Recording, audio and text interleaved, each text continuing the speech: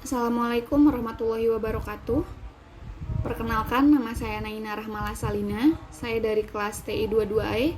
Di sini saya akan menjelaskan tentang proses manufacturing plastik. Di sini saya akan menjelaskan tentang pengertian plastik, sifat dan bahan baku plastik, macam-macam plastik, jenis-jenis plastik, cara proses bahan dan proses pembuatan plastik. Yang pertama ada pengertian dari plastik. Plastik adalah senyawa makromolekul organik atau sering disebut dengan polimer yang diperoleh dari polimerisasi, polikondensasi, poliadisi atau proses jenis molekul-molekul yang lebih rendah atau perubahan kimia senyawa makromolekul alami. Yang selanjutnya ada sifat dan bahan baku plastik. Sifat plastik yaitu ringan, tahan kelembapan, dan tahan korosi, tidak tahan panas, mudah dibentuk, kekuatan dielektrik yang baik, transparasi, dan tidak berwarna. Untuk bahan baku plastik sendiri yaitu ada mineral, bahan organik terdiri dari batu bara, gas alam, minyak bumi, silika, dan belerang. Untuk bahan tambahan yaitu terdiri dari zat pewarna, pelarut, filler, dan plastiser. Selanjutnya ada macam-macam plastik yang bisa kita temui di kehidupan sehari-hari. Yang pertama ada dengan kode 1 PETE, yaitu dapat kita lihat di botol kemasan sekali pakai dan itu bisa didaur ulang. Dan kode kedua yaitu HDPE, contohnya ada pada botol sabun, botol deterjen, botol sampo, dan itu juga bisa didaur ulang. Dan untuk yang ketiga V atau vinil, contohnya ada pada pipa air, ubin, kabel listrik, dan itu tidak bisa didaur ulang.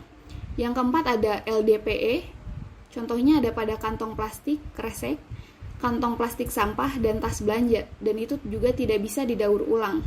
Dan yang kelima ada PP, contohnya ada pada tempat makanan, minuman, botol sirup, atau sendok plastik juga. Untuk yang kelima ini terkadang bisa didaur ulang, terkadang juga tidak bisa didaur ulang. Dan untuk yang keenam ada PS, contohnya ada pada tempat makan styrofoam, tempat telur, sendok, atau garpu plastik. Sama seperti yang kelima, ini juga terkadang bisa didaur ulang, terkadang tidak bisa didaur ulang. Dan untuk yang terakhir yaitu ada 7 outer, contohnya ada pada botol minuman bayi, botol minuman olahraga, dan galon.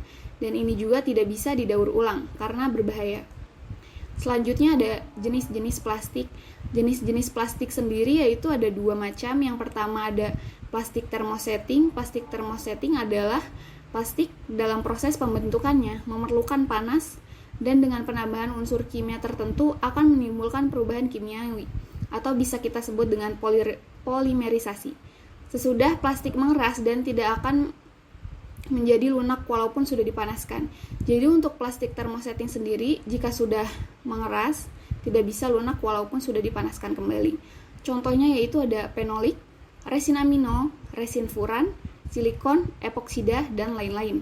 Yang kedua ada plastik termoplastik, yaitu plastik yang akan menjadi lunak apabila menerima pemanasan dan menjadi keras bila suhunya turun kembali. Contohnya ada pada resin akrilik, nilon, resin vinil, dan polyelen.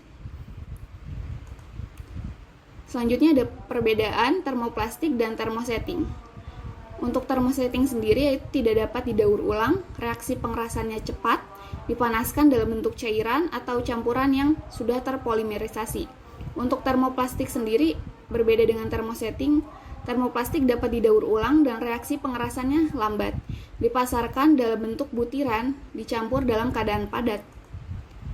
Selanjutnya ada proses bahan baku. Untuk memperoleh sifat-sifat bahan plastik biasanya dicampur dengan bahan-bahan penambah seperti yang saya sudah jelaskan tadi pada bahan baku.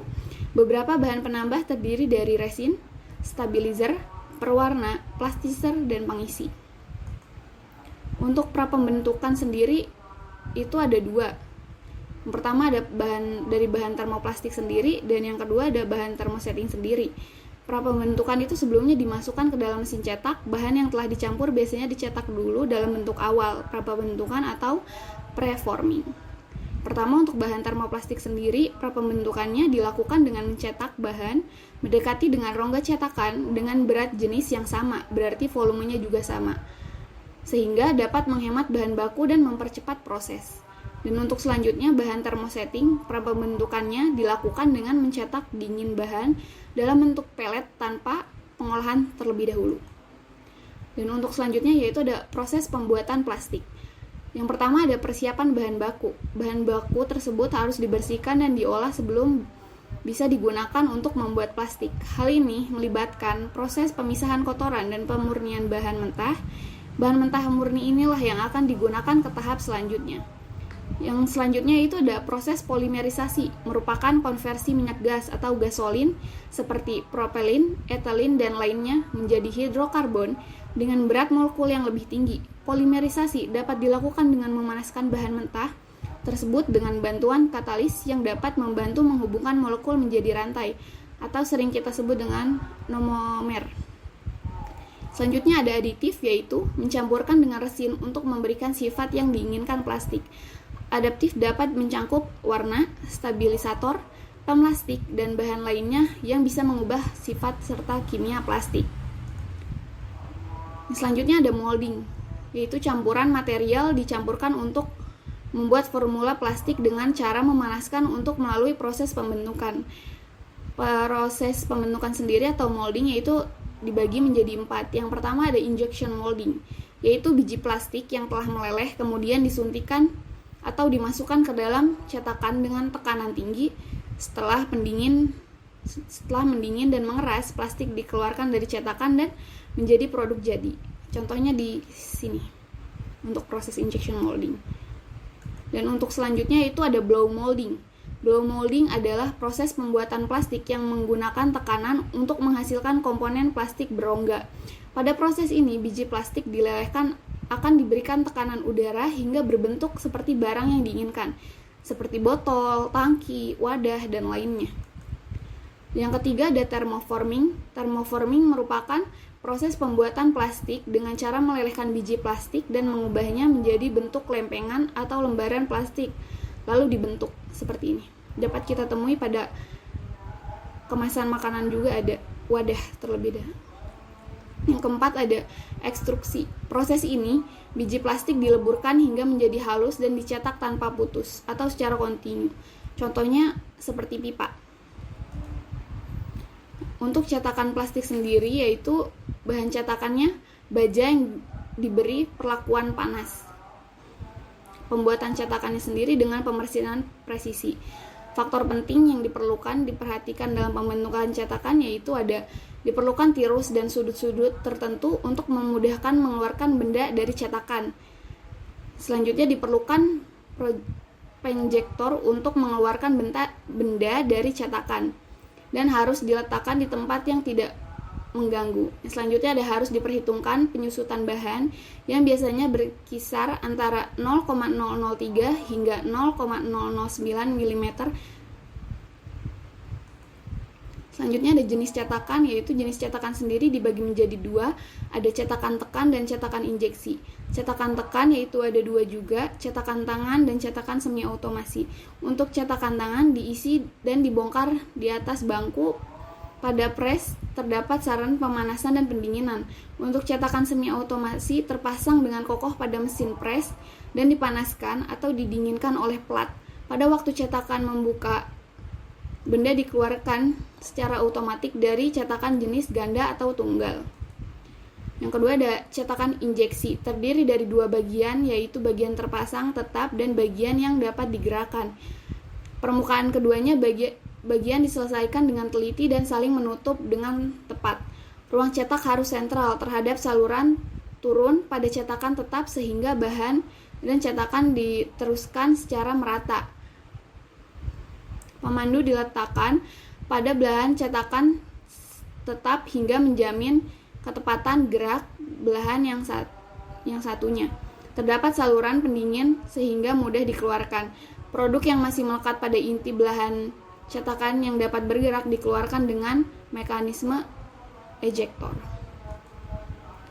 Selanjutnya saya akan memberikan video proses pembuatan plastik dan juga jenis-jenis cetakan.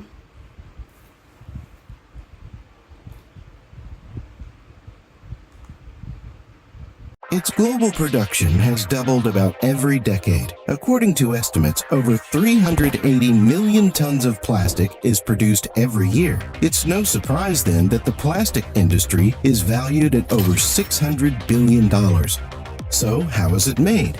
Crude oil, the primary raw material for plastic, is extracted through a process called drilling. It involves drilling a well bore into the Earth's crust to reach underground reservoirs that contain oil. The drilling process typically uses a drilling rig, which is equipped with specialized equipment to penetrate the ground. Once the wellbore reaches the reservoir, the pressure within the reservoir forces the crude oil to flow up to the wellbore. This initial flow is often aided by the natural reservoir pressure. But as the pressure decreases over time, other techniques like pumping or injecting gases and fluids may be used to enhance oil recovery.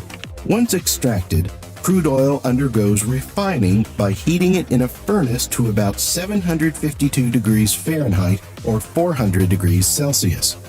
Vapors from the oil move into a fractioning column, a tall tower containing a series of chambers. The chambers are warmer at the bottom of the tower and cooler at the top. The various substances that make up petroleum rise through the chambers as gases until they reach the temperature at which they become liquids. Since each substance has a different boiling point, it liquefies in different chambers and can be separated and collected. Ethane and propane, the building blocks of plastic, have low boiling points and are collected as gases from the top of the tower. Ethane and propane fractions, now separated from the crude oil, are subjected to a process called cracking. Cracking breaks down the larger hydrocarbon molecules in these fractions into smaller, more valuable molecules like ethylene and propylene. These smaller molecules are the monomers used in plastic production. The cracked ethylene and propylene monomers are then collected and prepared for the polymerization process. Polymerization. Polymerization is the core process in plastic manufacturing. There are two main methods. Addition polymerization. Monomers like ethylene and propylene undergo addition polymerization. Catalysts and initiators are used to break the double bonds in the monomers and create polymer chains. Polyethylene, polypropylene, and polyvinyl chloride, PVC, are produced using this method. Condensation polymerization. Some plastics are formed through condensation polymerization, where two different monomers react, releasing a byproduct like water. Nylon and polyester are examples of plastics formed this way. After polymerization, the resulting plastic can be converted into standardized plastic pellets, also known as nurdles. This process involves extruding the plastic into strands, cutting those strands into pellets, and cooling and drying them to maintain their quality. The nurdles are then packaged and transported to plastic manufacturers who use them as raw material for various plastic production processes. Once the plastic pellets are received, they are melted and shaped into various forms using techniques like injection molding, extrusion, and blow molding. These processes determine the final product's size, shape, and properties. After shaping, the plastic is cooled and solidified to retain its intended form and properties. Plastic properties can be enhanced by incorporating additives during or after polymerization. These additives impart color, UV resistance, flame retardancy, flexibility, and other desired characteristics. In addition to primary plastic production, nurdles can also be used in the recycling process. Recycled plastic materials can be pelletized to create recycled plastic pellets, which are then used to manufacture new plastic products with recycled content. Nurdles can spill at every stage of the plastic production process, from production sites, during transportation, and in the manufacturing stages. Factory spills and spills during transit are a result of limited awareness, careless handling, insecure storage, and inappropriate equipment. When nurdles spill onto the ground, wind and rain can wash them down storm drains or into waterways. from where they ultimately end up in the ocean. To prevent nurdle spillage and uphold responsible plastic manufacturing, a range of quality control procedures should be implemented.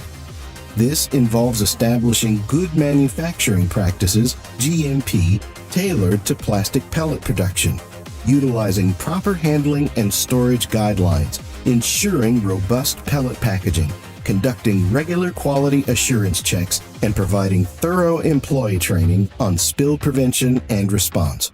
Thinking of application, here's how plastic Coca-Cola bottles are made.